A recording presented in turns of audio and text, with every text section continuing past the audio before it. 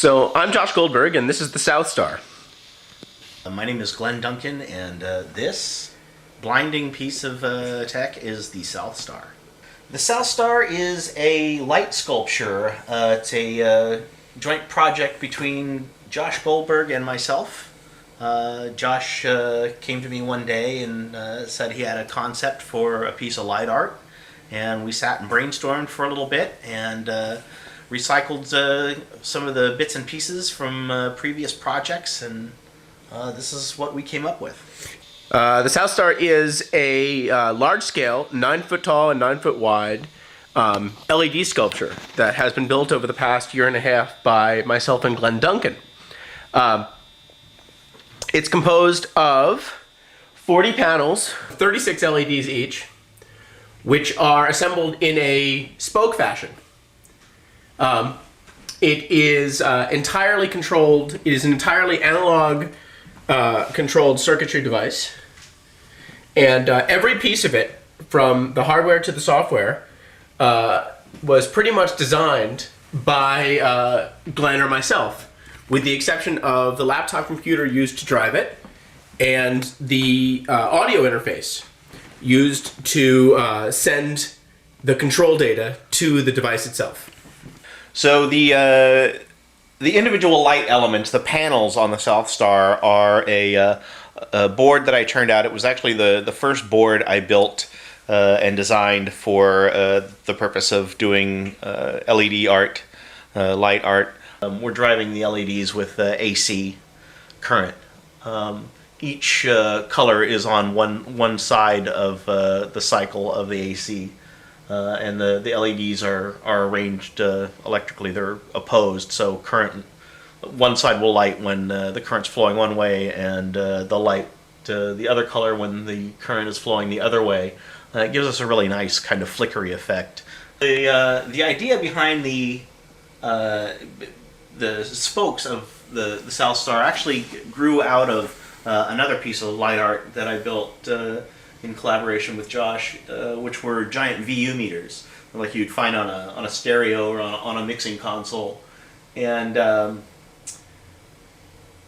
Josh's idea was to take 8 of these and do kind of a rotational scheme. I really kind of liked that idea, so we sat down, we drew this thing out, and the individual spokes, what makes this piece of light art really interesting is that it's entirely analog. The boards really only, there's nothing digital on them. They use only 2 integrated circuits, an audio amplifier and a VU meter IC. This is the max patch that drives the Southstar from the laptop. It's used to generate 8 channels of audio running from an M-Audio Firewire 410. Those 8 channels of audio are used to power each of the VU circuits that are at the base of each of the spokes of the Southstar. Each of the spokes has a base frequency and an optional modulating frequency as well as a modulating a way to control the phase and the amplitude and the shape of the waveform. The magic happens when you play around with the fact that power, at least in the United States, is at 60 hertz. And the closer you are to that, the slower the color frequency for each one of those spokes changes. So I not only can affect each of the spokes individually, but I can also affect them as a whole. And over here, I can change their spin rate, i.e., each of the, I can rotate around the circle, basically, each of the power legs that I'm controlling, or I can have them randomly move around. I'm also saving a lot of presets so that you can see the magic happen in a lot of different ways. If you are actually listening to the sound, of course, it sounds like garbage. It sounds kind of like this.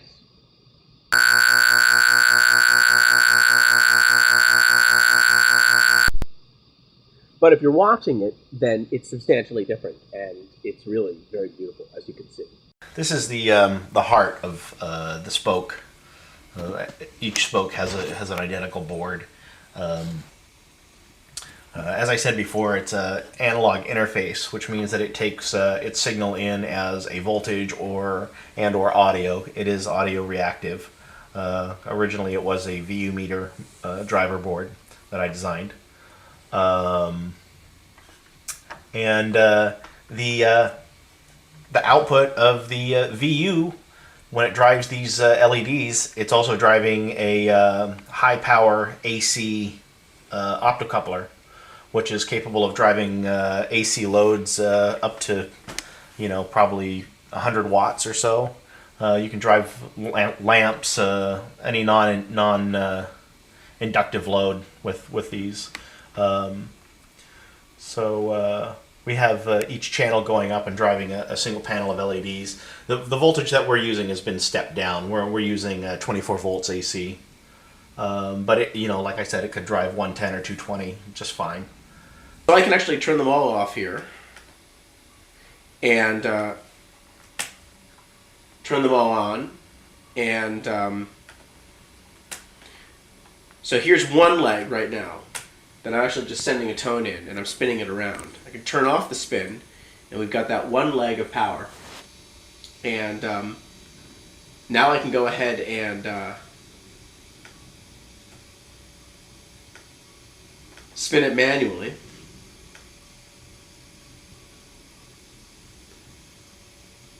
Or I can also put on a fade on the spin, so that when I spin it, it sort of leaves a trail.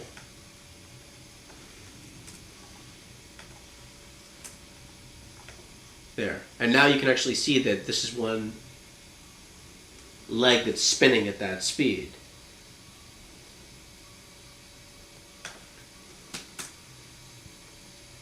Here's what happens when the leg that's spinning is 60 hertz, or harmonic that's close to it. You get what's basically a really, really close to solid color coming in and out. I'll turn off the spins. You can watch that solid color creep.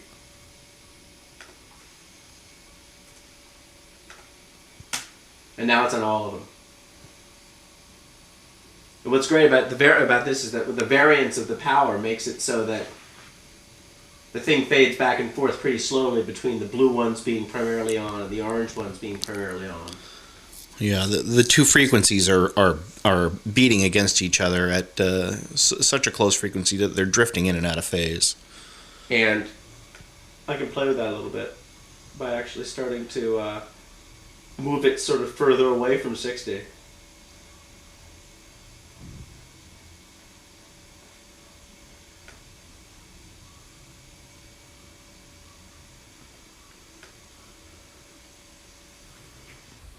You may also notice on some of the slower patterns that not every panel turns on and off at exactly the same time. That's purely an artifact of the fact that we're using analog circuitry, and unlike digital, they're just not quite all tuned the same. There's a lot of variance in every component that's along the audio chain. Frankly, I think that's what makes this piece sexy. Yeah. Is the analog. I think that it's organic. That it feels like an organic piece as opposed to a lot of microcontroller other light pieces, art, which are very syncopated. I've sequenced a lot of light art with DMX, and it's always very regular. Everything is always very slaved. It's going to look exactly the same. What I like about this piece is that it feels alive, and there's very few pieces of light art that I've worked with that have that same kind of flickery, alive feeling like this one does because of the nature of its construction. Partially because it's all analog circuitry, and partially because it's all homebrew. Yeah. Because the thing is entirely handmade, and hand designed, and that makes a big difference.